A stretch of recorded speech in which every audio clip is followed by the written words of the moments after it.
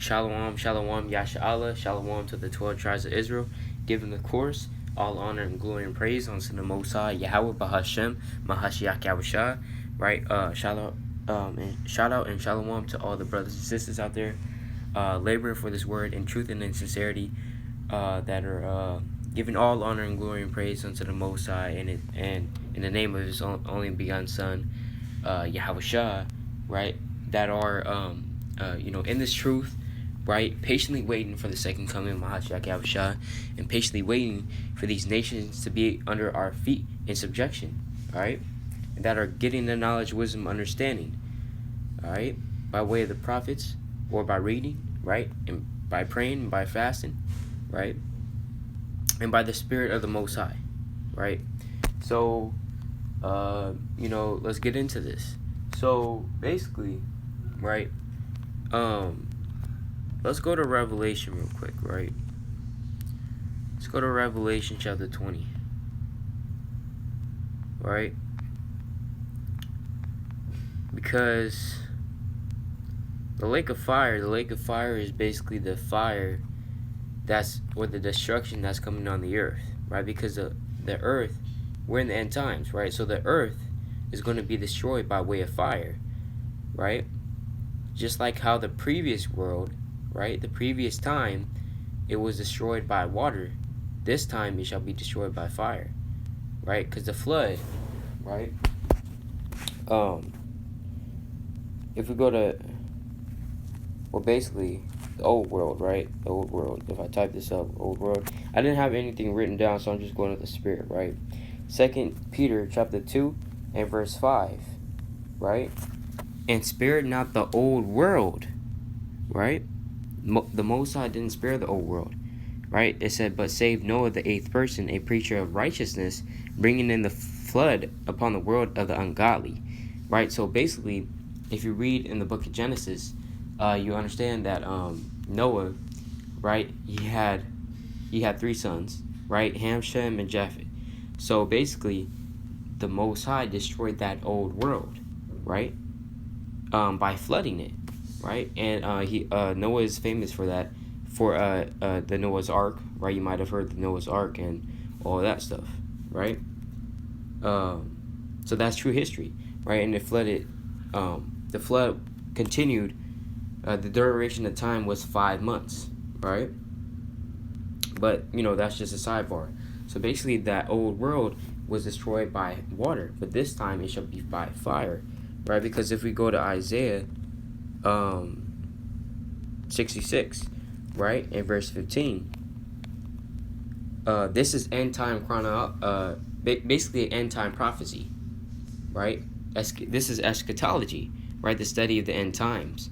So Isaiah is looking past Christ, right? So because this didn't happen, you can't find an account of this when the Lord came down. Right, or let's read it first, right? Isaiah 66 and verse 15. For behold, Yahweh will come with fire, and with the chariots like a whirlwind, to render his anger with fury, and his rebuke with flames of fire. For by fire and by his sword will the Lord plead with all flesh, and the slain of the Lord shall be many. So the slain of the Lord shall be many, right? So basically, the Lord is coming to kill with his sword and with his fire, right, upon the inhabitants of the earth, right? Now, you can't find an account in history of when the Lord came down and did this, right, with his chariots and with his tens and thousands of angels. Because if you go to Revelation, right, Revelation, I believe, chapter 5, Revelation chapter 5 and Revelation chapter 5 and verse 11, and it says, and behold, and I beheld, and I heard the voice of the many angels round about the throne, and the beasts and the elders, and the number of them was 10,000 times 10,000, and thousands of thousands. So 10,000 times 10,000 is 100 million, right? So the Most High has over 100 million angels. All right, 100 million angels in the heavens that he's going to release on the earth along with his son, right?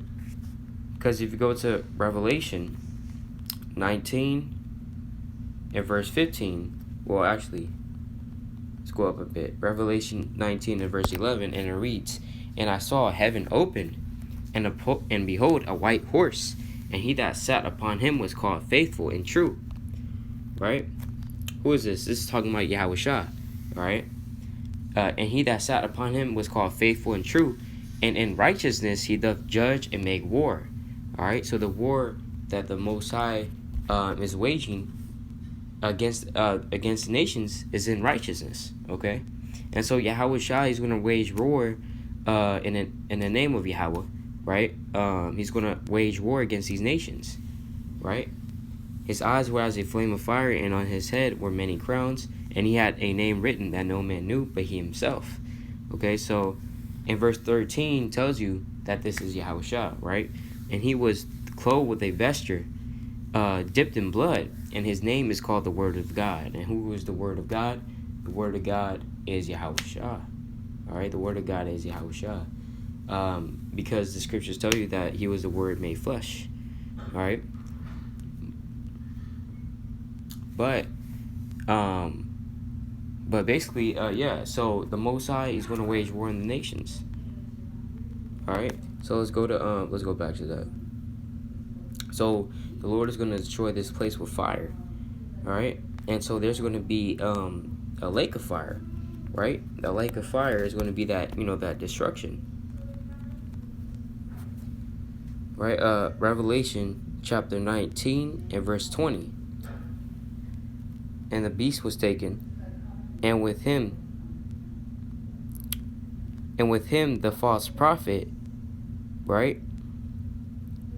Let me get another verse. No, that's what I want. And the beast was taken, and with him the false prophet, that wrought miracles before him, with which he deceived them that had received the mark of the beast, and them that worshipped his image. These both were cast alive into a lake of fire, burning with brimstone. So this lake of fire, right, is not hell. All right, because hell, according to Esau, right, according to the so-called white man, according to these Christian churches, is a place where you go down in the earth, right, and you burn forever, right, with Satan and other bad people, right? That's not what it's talking about. That's not the lake of fire. Because if you go right in the next chapter, Revelation chapter 20 and verse 14, and it says, "And death and hell," okay?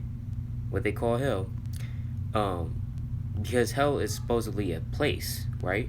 And it says, "And death and hell were cast into the lake of fire." How is a place cast into the lake of fire?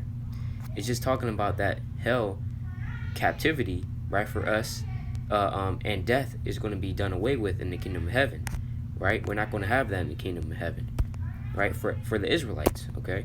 It says we're cast into the lake of fire. This is the second death. All right, so the second death, all right, so that proves that hell is not found in the scriptures. There's also way more scriptures, but, for the sake of time, I'm going to just get a few more, right, through the Spirit, right? I'm just get a few more through the Spirit, right? So basically, if we go to Salakia, let's go to Psalms 139. Let's go to Psalms 139 in verse 8, because in the Christian church, they'll tell you that in hell, there is Satan's down there, right? Okay, let's read this. Psalm chapter 139 and verse 8. "If I ascend up into heaven, thou art there. If I make my bed in hell, behold, thou art there." Okay? Meaning what? So basically, the Most High, he's in the heavens, right? That's where it says, in the heavens, right? If I look this up,